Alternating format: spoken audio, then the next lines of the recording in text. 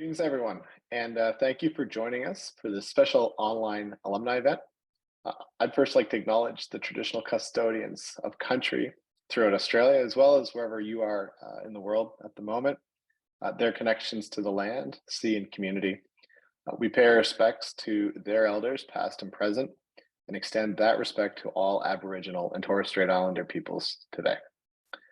We are excited to have an online alumni event with so many countries from across the UK and Europe, and of course, all of our alumni here in Australia. I'd like to extend to all of you a warm welcome here this evening, this morning, this afternoon, whatever it is. My name is David Byrne. I'm going to be your host for the evening. I'm a professor here at the University of Melbourne in economics.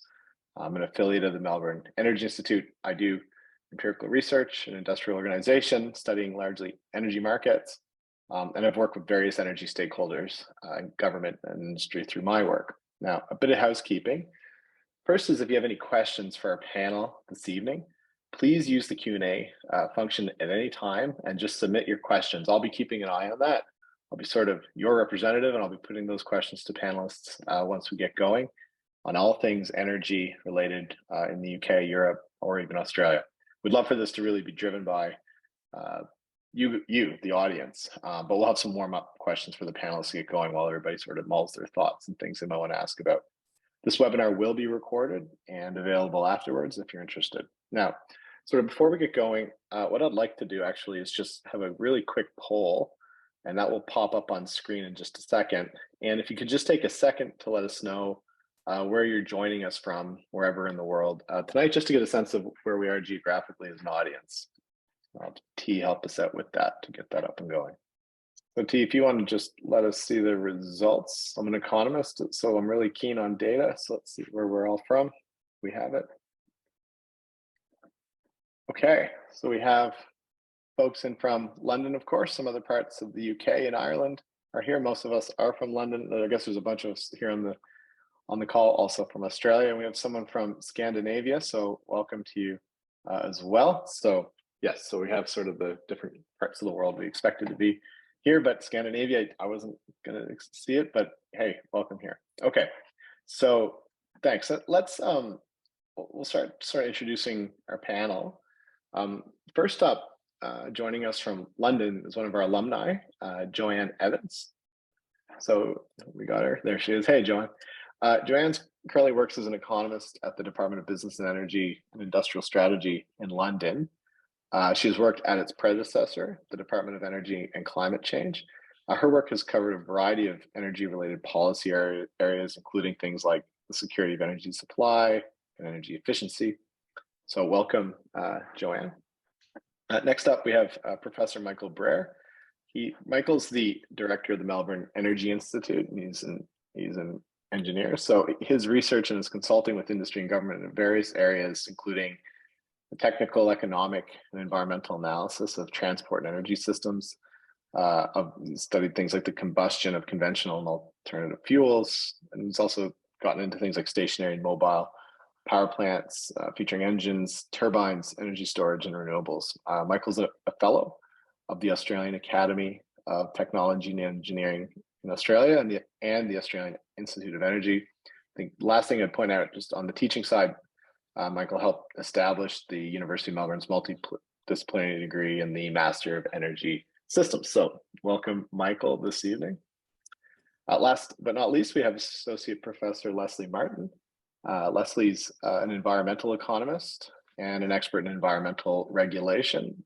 She researches interactions between regulation, firms, and environmental outcomes that stem from those interactions. Much of her work has focused on industrializing countries. So for instance, studying air quality gains from environmental regulation in cities in India, using carbon offsets by Indian manufacturers, or the efficiency of energy efficiency programs in China, as well as the energy efficiency gains from trade liberalization. So welcome to Leslie as well. So that's kind of our audience here tonight, or our panel tonight. So what I'd like to do is just ask a few warm-up questions with the panel to get things started. And as I said, I'll keep an eye on the chat box, submit your questions as you go, and I'll put them I'll bring them up, even maybe possibly during the warm-up questions or after, depending on what you want to ask about. Okay, so we'll start with Joanne, our alumnus and our representative here from the UK. Joanne, can you just give us a bit of an overview, I guess, of the main issues facing energy consumers in Britain today? Sure, thank you. So those of you in London will have also seen the newspapers, and you will know that what's making the headlines at the moment is the fact that winter's coming, days are drawing in, and the temperature's dropping. And so the thing that's facing consumers is A, will the lights stay on? And B, how are we going to pay for the cost of energy? Given the constraints in the international markets linked to the war in the Ukraine, there's a whole variety of factors that are playing into the current state. I thought it would be worth just talking a little bit about the supply and demand side. So if we go back to sort of first principles, and talk a little bit about the kind of the electricity market structure in the UK. I've got a couple of slides, so maybe David, if you could put the first slide up. Some of you will be very familiar with this, others won't. But what you've got in front of you there is a map of the UK and the distribution of different types of generation that currently exist in the UK.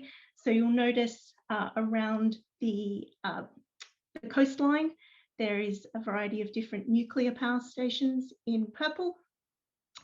There is wind that's represented, and there is also hydro up in the Scottish Highlands.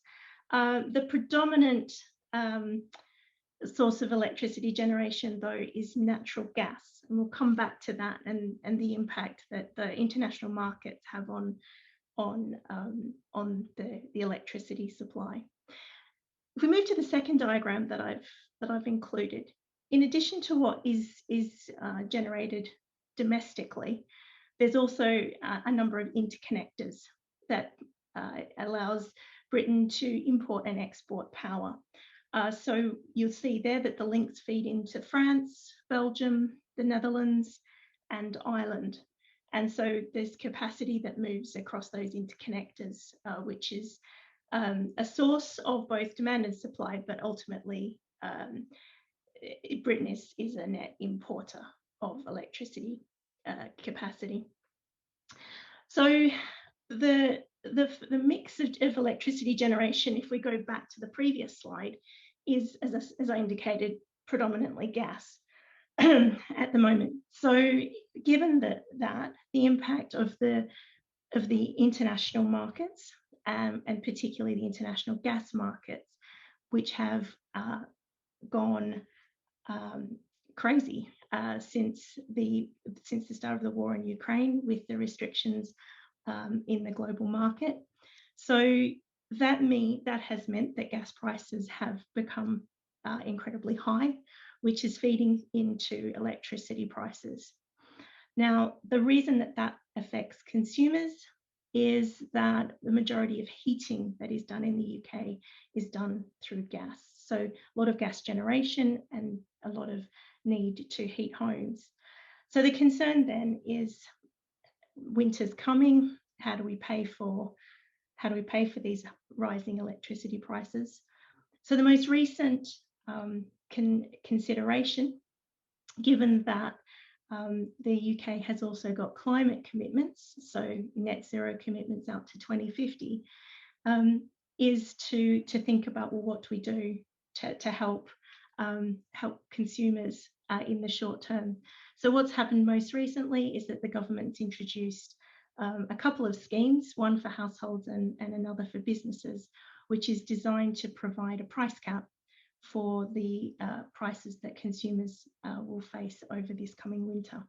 And that has contributed to the headlines that people are seeing at the moment. Thank you, Joanne. A lot of that sounds very familiar, even if you're on the other side of the world. So I can appreciate that. Do we have any sense of people adjusting or what consumers are doing even in the immediate term to try to avoid some of these high prices, or are they going to rely on the caps? Like, has there been any reports or discussion of demand responses to it? Yeah, there's the cap is going to have a big impact. But the consideration when setting the cap is, well, how do we get incentivize consumers to undertake energy efficiency measures, Right, but also right. to respond with demand. And so the cap, in the consideration of the cap, that those sorts of factors have been considered. There are complementary policies which encourage energy efficiency measures. Yeah. So the idea is that they will work together. And is there any feeling, this is going to come to Michael in a second, any feeling in which people are going to try to, there's been more of a vibe down here around getting on, solar panels and moving towards batteries to become less reliant on the grid. Has there been any kind of that sentiment or push in the UK as well? Or yes, batteries are considered as this sort of the smart system. So and particularly also wind, which is the renewable source. right. But yeah, that's sort of seen as a more longer term proposition. Yeah. So if we're talking about longer term propositions, we're probably going to be talking about technology, Michael. So I think tonight, Joanne's really kind of brought what's right in front of us on the table, and it's on everybody's plate around the world. So there's sort of a short run consideration, and she really hit that. But some of the longer run considerations we have with like the transition, there's going to be obviously technology is going to play a big part of that. Michael, I just wanted to get a sense. Can you give us a bit of a summary, if you can, around what the UK and Australian energy sectors are sort of looking like? What kind of key technological advances are sort of coming in the coming years? And if you can, if are there any contrasts in the paths we have, ahead for these different countries, or are they kind of the same story technologically for the grids everywhere? Sure. Thanks, David, and good afternoon, everybody in the United Kingdom and Europe, and good evening to everyone online from Melbourne. So I'll give a slightly twofold answer to that, and I'll give my cheeky answer first, and then I'll give a more serious answer. So the principal differences in a cheeky manner between the UK and Australian energy systems at the moment, I would say, is about 6 to 12 months. That is, as Joanne, sorry, I hope either's okay.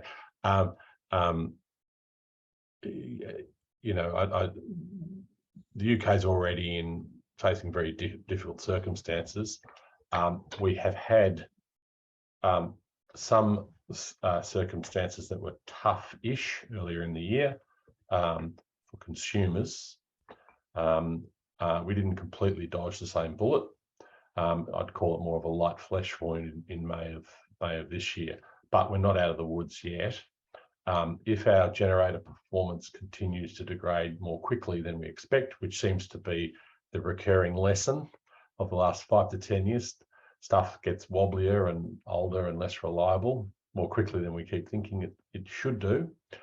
Also, if we just retire more coal-fired generation without addressing this problem, continue to encourage more and more renewables, for example, without thinking at a more holistic level of what systemic impacts that may have, then we might find that we end up in a similar place to the UK.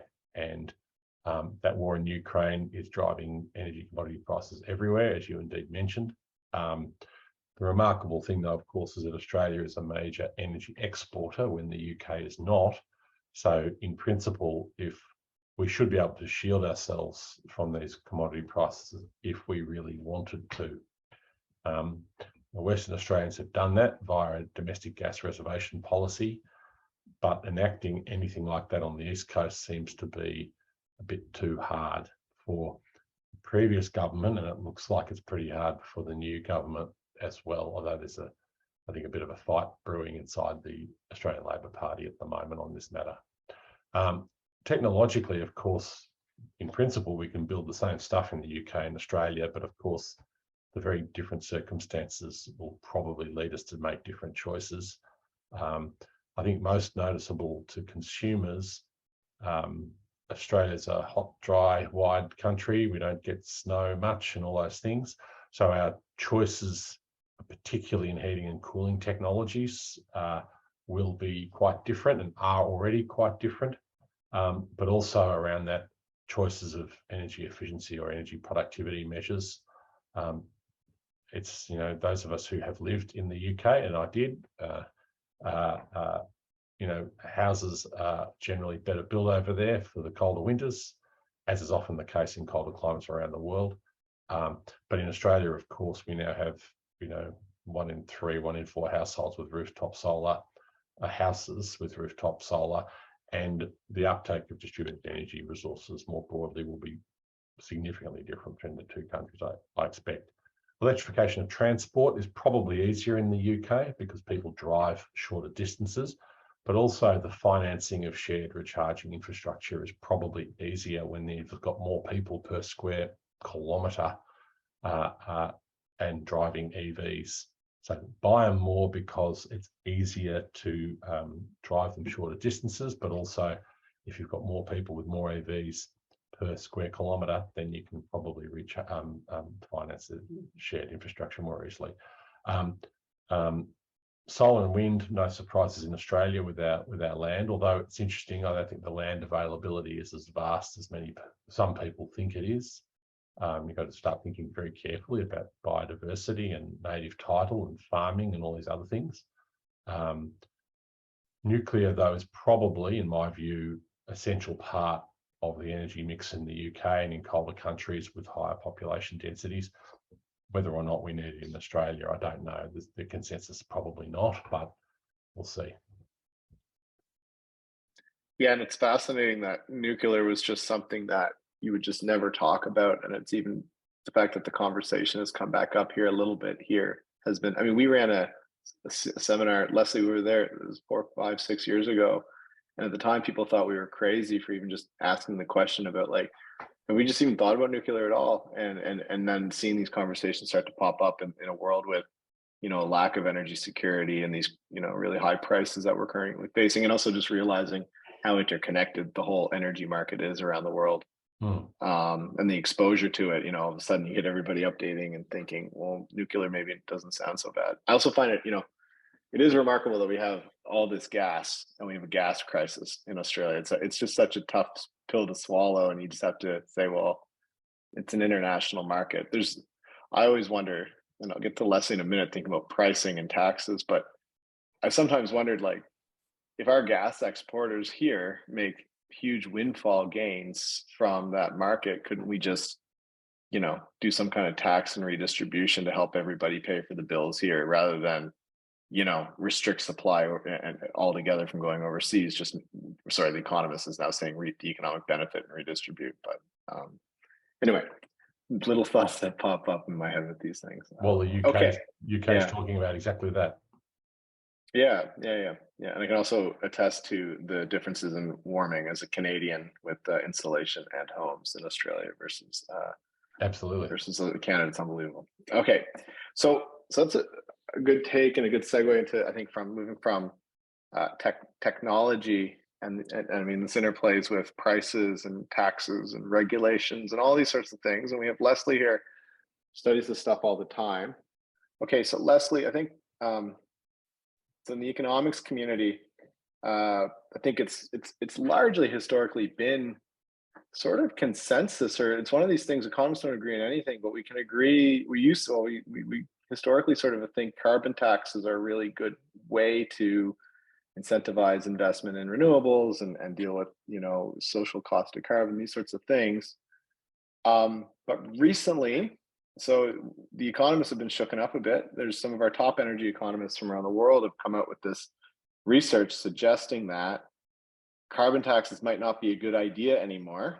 That's a bit inflammatory, but I think it try to make the point. Leslie, can you just give us a sense of what this is all about and what should we potentially be thinking about instead of carbon taxes as an alternative policy kind of lever? Yeah, so I think, so people have definitely run with a carbon tax isn't what we need. And it's not as much that the paper says as that the other proposals are not that bad. And that empirically, when you actually sit down and run the numbers, they're not vastly outperformed by a carbon tax. And so the way that, so you can think of different clean energy proposals as they're the ones that put a price on carbon. So you have a carbon tax, or you have a cap and trade system, which is actually some ways the flip of that is you have a mandate that caps, but you allowed people to trade. And so either you're buying a permit to pollute, or you are selling a permit, and then there's that opportunity cost, that foregone revenue, that in both cases is putting a price on carbon.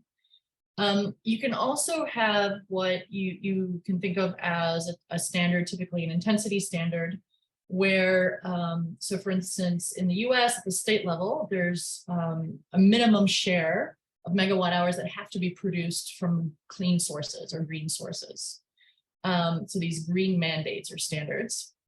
And then there's the approach of subsidizing the green energy. So saying, for if this is something clean, for every megawatt hour that you produce, we're going to pay you, $30 or something like that. And so typically when you compare these, the carbon tax and the cap and trade, the things that price carbon, tend to outperform in three general categories, right? So the first is that what you really want to do is have the dirtiest sources phase out first.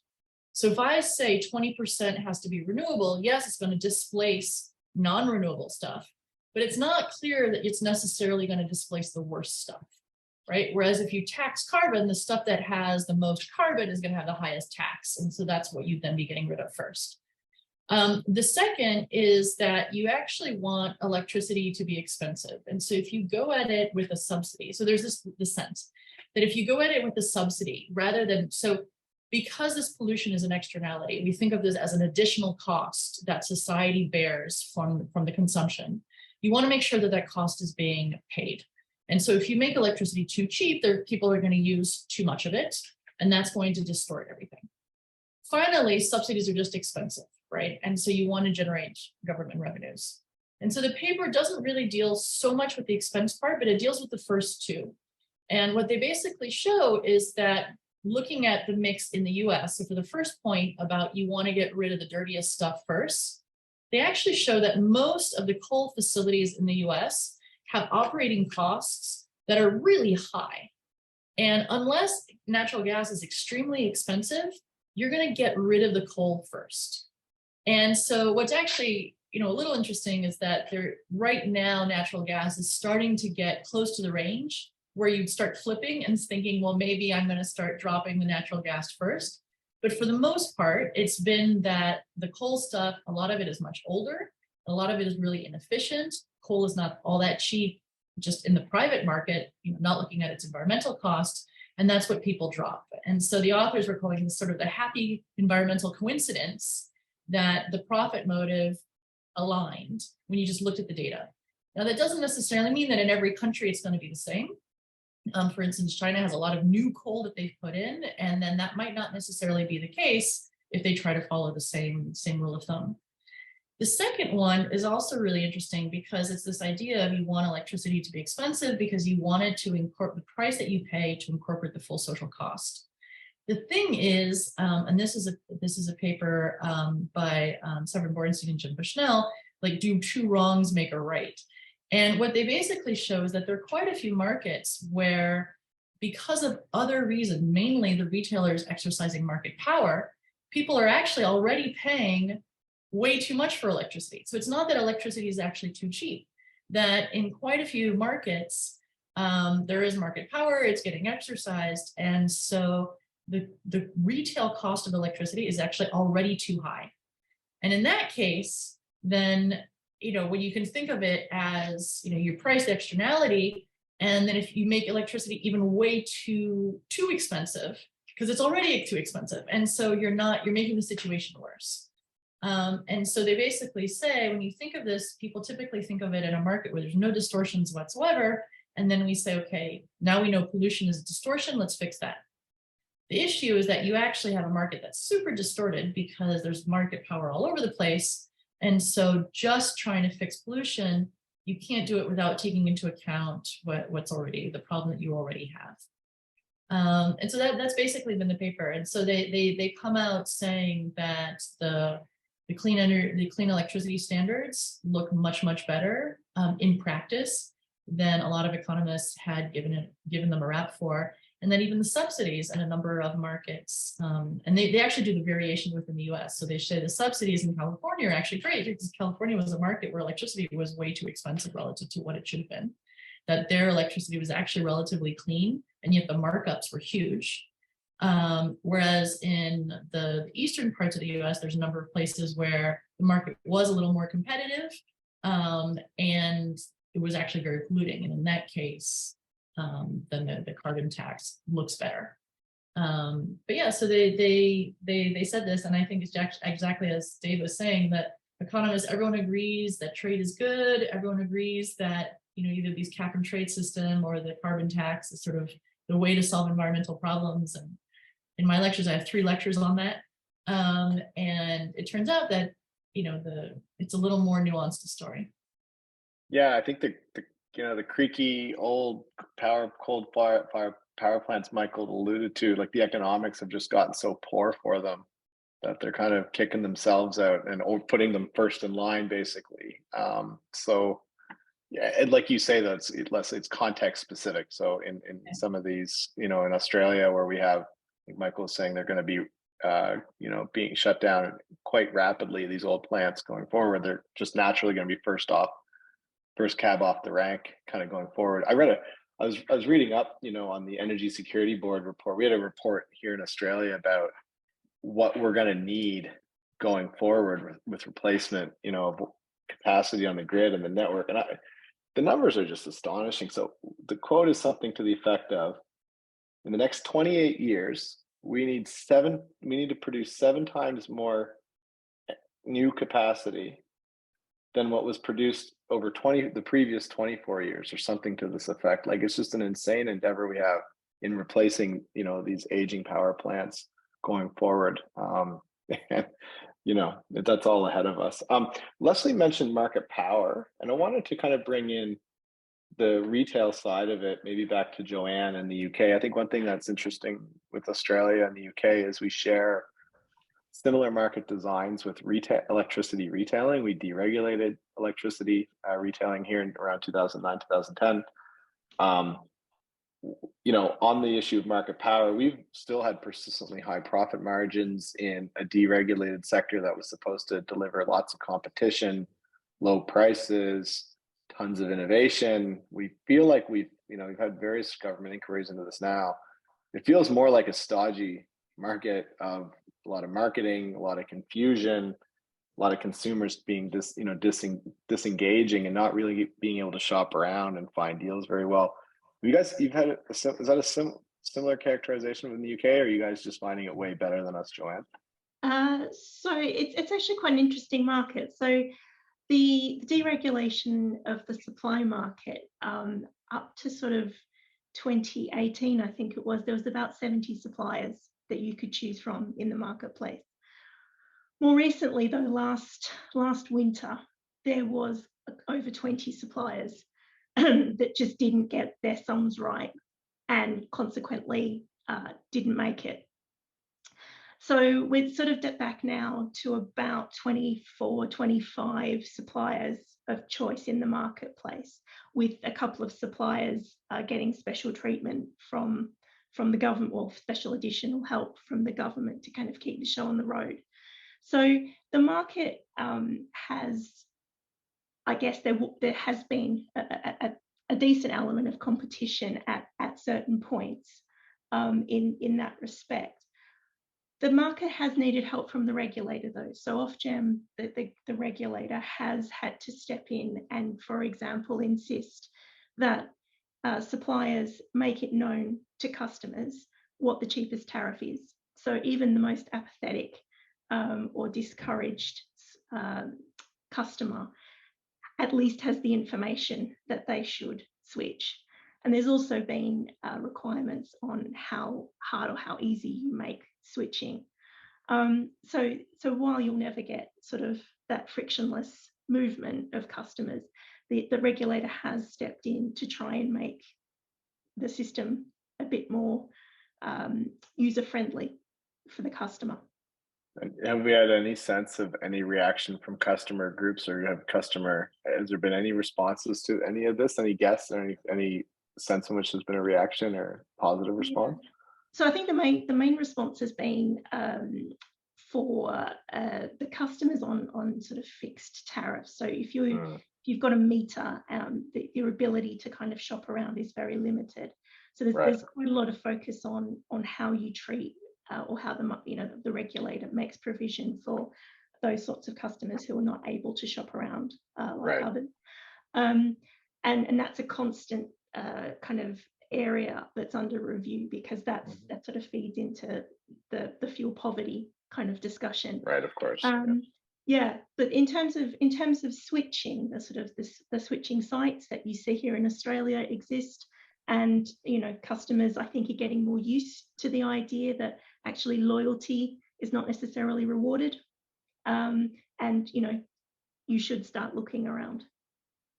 The next step that I always hope is whether or not we can make switching to the lowest plan for me as easy as pushing an Uber app and switching automatically, but we're nowhere near that. But I keep hoping, so maybe we'll get there one day. We had a question it's a bit not related to retailing, but back into just thinking about the energy transition and where we're at with sustainability. Question was around just the agricultural kind of situation with the transition, and kind of just asking how can agriculture, I guess, use less energy so it's more sustainable, and how we're treating agriculture in general as part of this transition. I suspect taxes and all these sorts of things are entering into these debates. I'll just throw it out to the panel. So if anybody has any comments on the agricultural side of this, Michael? I do caveat my comments as I'm no specialist in farming or the land.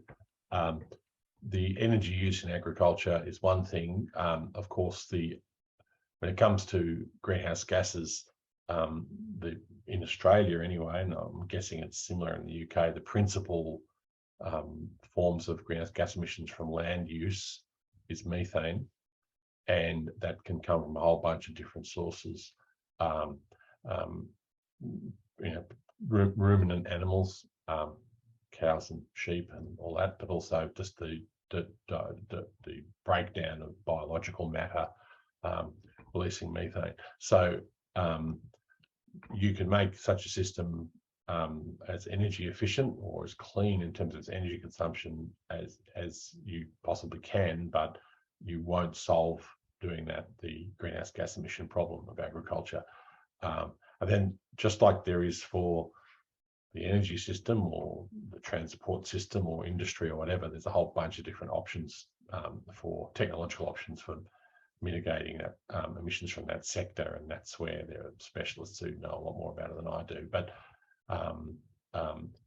there's quite significant opportunities for that. But like in the areas that I'm more confident, there's a lot of people who over promote their given technology and all of that stuff, and we need to work out how to actually regulate those things and mandate their adoption, so on and so forth. Whether that's vaccines for cows so that they don't burp lots of methane, or whether it's various forms of addition to feed or whatever else, or eating less meat. It's a big area, and I think it's a hard area to abate. As the New Zealanders have found politically very hard to abate. Yeah, sometimes when I'm having red meat, I look at it and think, in the future, are my kids going to think I was crazy for eating this stuff because the prices are now so high, or something to that effect, that is mass vegetarianism the only way we're going to get out of solve the methane challenge in the agricultural sector. Yeah. Another question we had was, it's back again related to agriculture, but this time about biofuels.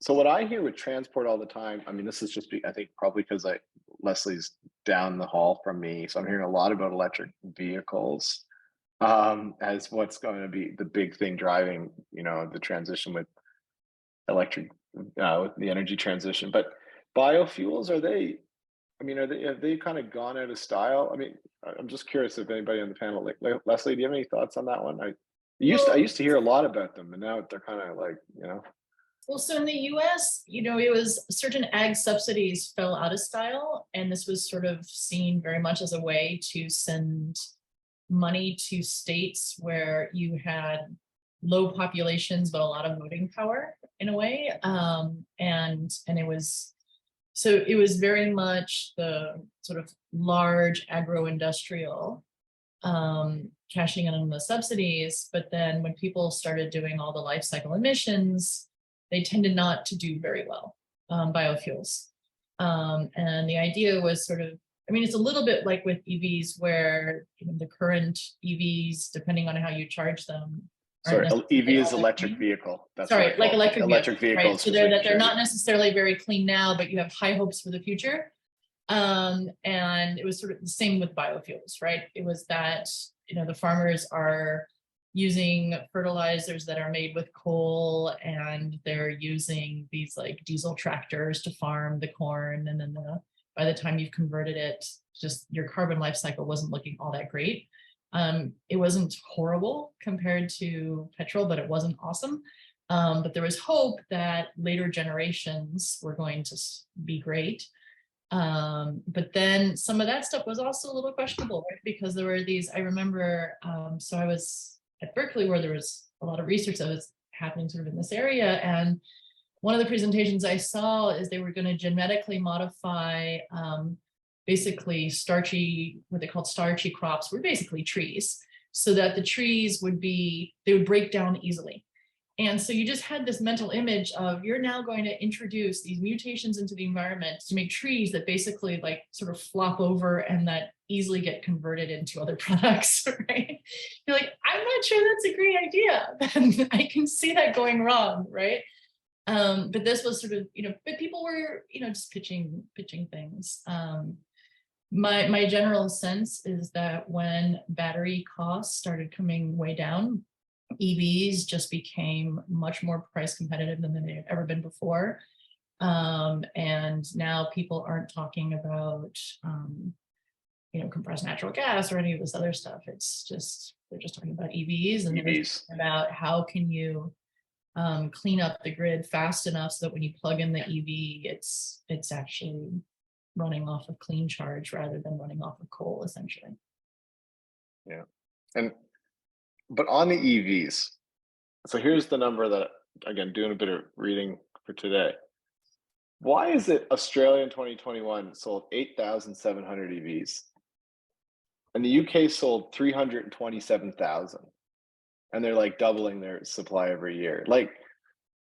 So if we're thinking about contrasting where the two places are with the transition, this just seems insane. It's huge. And we have all these, what struck me was we have all these solar panels everywhere. Like Michael had said earlier, a quarter to a third of homes have them.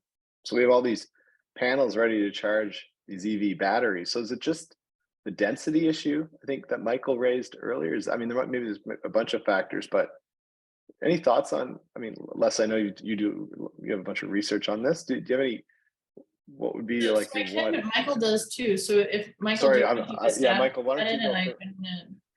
Yeah. Well, I'm not sure the detailed regulatory environment in the UK, and if I'm wrong, some of our guests can point it out. Australia, I think 80% of all new cars sold on the planet for several years have been sold into markets that have some kind of mandated fuel economy or greenhouse gas emission standard, and we don't. So the UK pre-Brexit was part of the EU framework, and so an explicit requirement of manufacturers to sell vehicles that have meet average emissions requirements. And then, you know, you play lots of tunes and to how you meet that as a manufacturer, as they have in the US with the CAFE standards as well. So that's, I think, the most stark difference between the two countries. That's being discussed at the moment in Australia. In fact, I was just looking earlier this evening on the discussion paper on an EV policy that's being talked about at the moment. Then you get into questions around critical materials and so on and so forth. So that now that this stuff is getting real and batteries are being used in lots of cars, but also in stationary applications as well, people are now starting to worry about the availability of lithium and other things as well. So where that journey goes, you know, I don't have a good sense of it yet. My suspicion is that the commodity prices and supply chains are going to really start to bite in that sector as well as it is in other sectors already. But I don't know. Right. Yeah, and I guess go ahead, Leslie. So I would say then politically, there's the other issue associated with it, which is that in terms of, at least in the US, it's been some of the most regressive subsidies that you can find environmentally, right? That people talk about solar PV going mainly to wealthy homes that have detached rooftops and all the rest. Well, this beats solar PV by a lot in terms of who's actually cashing in on the subsidies. And so it's, you know, someone needs to be able to plug in. And so you need to have a carport. You need to, so most people plug in at night. So typically you're looking at someone who has a carport to plug in. You typically are a household that already has solar panels. So it's sort of like a subset of the solar panel people. And you know, it's a high upfront cost, low operating cost technology, sort of similar to solar panels. And so that's also tends to go for a certain wealthy subset. And then some of the EVs are just these like crazy luxury items that, you know, the tech bros were the early adopters of. And so you're also looking at that sort of premium over marginal cost of production that exists. And so, yeah, so most of the subsidies are being captured by people who are already quite wealthy. And so then you just ask the question, which we don't really know the answer to, which is how many people need to adopt for us to figure out all the network effects that we need in order to start getting down the curve where costs start coming down. Because we know that it's a joint market between the charging stations and the vehicles themselves. And so the charging stations are much more profitable if you have lots of vehicles, and the vehicles are much more useful if you have lots of charging stations. And so the market on its own isn't going to fix that necessarily. Like there is a sort of two-mover problem that you have to get some sort of coordination on. But I don't think anyone really knows, you know, in order to get past that hump, do you need, you know, 20,000 vehicles on the road? Do you need, you know, 200,000? Like we don't really know what those numbers look like. And so I think the idea is that you start subsidizing and sort of see what happens. But it's a subsidy that politically isn't necessarily going to feel very good for a whole lot of people. And it's going to be a tough sell to say, just bear with us for as long as it takes and it'll eventually be cheap. Yeah. Well, I mean, it's eventually cheap and it'll eventually be green, right? Yeah. So if it's not all that green now, and et cetera, right? Most people do charge at night, and when they're charging on coal. And so that's an issue. Yeah. Okay, look, we are right to the minute here. We're going to leave the discussion there. I just want to take a minute to thank again all of our panelists for making a bit of time tonight and this morning and this afternoon, wherever we are, to join us. Want to thank everyone else who's kind of joined us from around the world tonight, the alumni. It's great to be able to reach out to everybody from campus or virtually or from wherever you are. And yeah, so I want to say thank you, take care, and we hope we can connect with everyone again soon here from Melbourne. Take care.